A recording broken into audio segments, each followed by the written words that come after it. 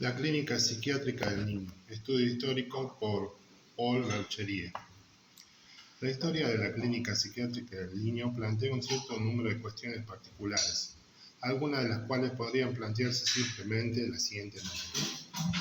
Por un lado, se trata de un campo de observación casi tan antiguo como el de la psiquiatría del adulto. Por otro lado, podemos considerar que una clínica específica del niño, con sus propios conceptos, no se estableció más que a partir del año 1903. Los diferentes estudios que se fueron sucediendo plantean la diferencia en tres grandes periodos. El primer periodo, caracterizado como el retraso único o trastorno infantil, abarca los tres primeros cuartos del siglo XIX. Está exclusivamente consagrado a la discusión de la noción del retraso mental, tal como lo constituye Esquirol, desde antes de 1820 con el nombre de idiotez.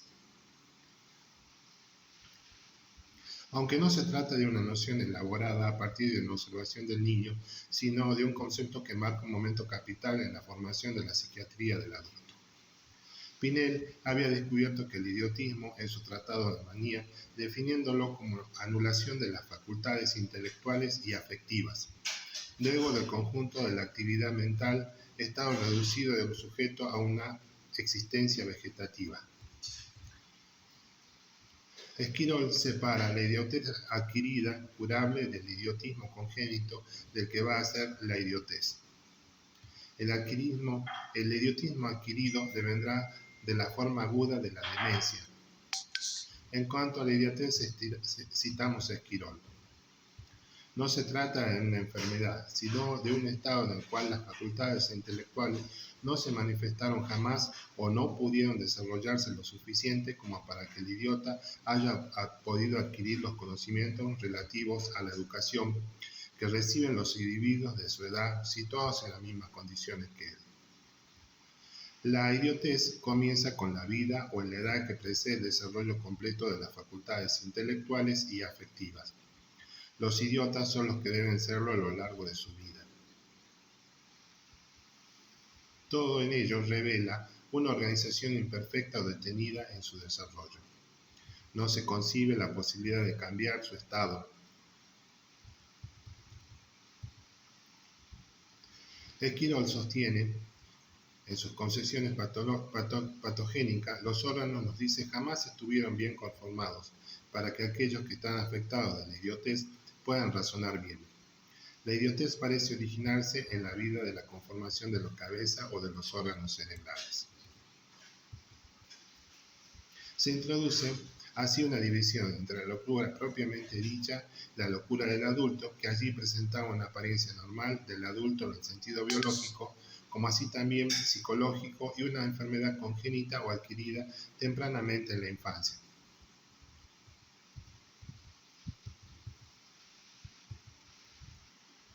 La idiotez de Esquirol es una descripción objetiva, de estilo conductista, y no un concepto etiopatogénico.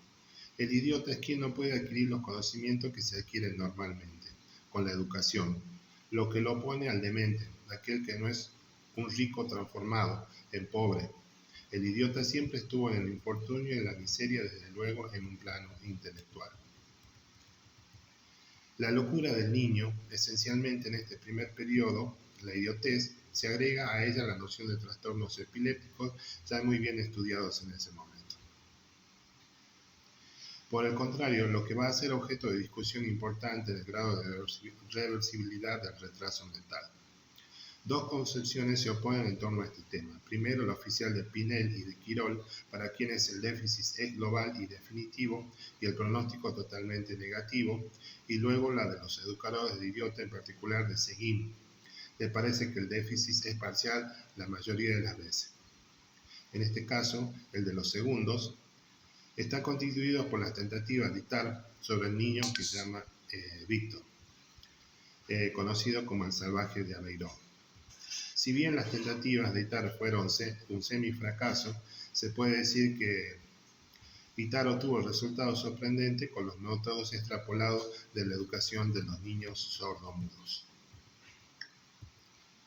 El segundo periodo, conocido como la locura del adulto en el niño, comienza en la segunda mitad del siglo XIX. pero no deviene manifiesto más que a partir de 1880 con la publicación de la primera generación de tratados de psiquiatría infantil. Se caracteriza por la constitución de una clínica psiquiátrica del niño, que es esencialmente el cálculo de la clínica y nosología elaborada en el adulto.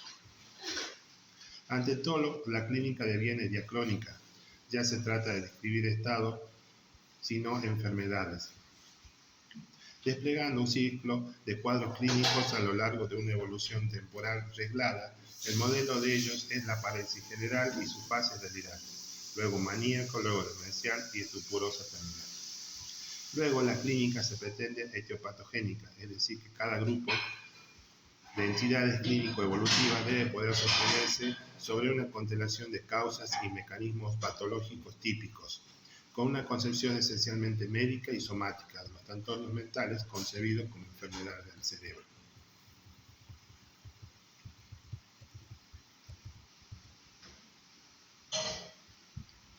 Lo que caracteriza a todos estos trabajos, lo que se trata siempre de encontrar en el niño, por supuesto, junto al retraso, son los síndromes mentales descritos en el adulto. Pero, por otro lado, la nosología cambia de acuerdo a los autores. En un primer tiempo, la psicología infantil, dejando de lado el retraso mental, permanecerá más bien como objeto de curiosidad y un campo completamente complementario de la clínica y la teoría psiquiátrica del adulto, que como un verdadero campo autónomo de investigación. En el campo del retraso mental hay numerosos trabajos como los test y las investigaciones de Binet y Sim. De este periodo nos viene la noción moderna de psicosis infantil y los problemas que se ligan a ella. El tercer periodo, conocido como la clínica paidopsiquiátrica del niño, comienza en 1930 y continúa desarrollándose actualmente. Se produce a partir de la extinción de la investigación clínica de la psiquiatría del adulto. El psicoanálisis ejerce una fuerte influencia en este periodo. El descubrimiento de que toda manifestación psicopatológica es el resultado del conflicto psíquico y que ese conflicto, en su expresión actual en el adulto, repite la historia infantil del sujeto, toma en el cuadro de la clínica infantil una resonancia muy particular, puesto que es una situación conflictiva actual, o por lo menos reciente, que depende entonces de las perturbaciones psicológicas. Este periodo se encuentra caracterizado por la colaboración de pediatras. Esta nueva clínica abarca, primero, enfermedades psicosomáticas propiamente dichas; segundo, trastorno de comportamiento y manifestaciones afectivas patológicas; tercero, perturbaciones del desarrollo de las funciones elementales, motricidad, sueño, funciones enfiterianas, palabras, etc.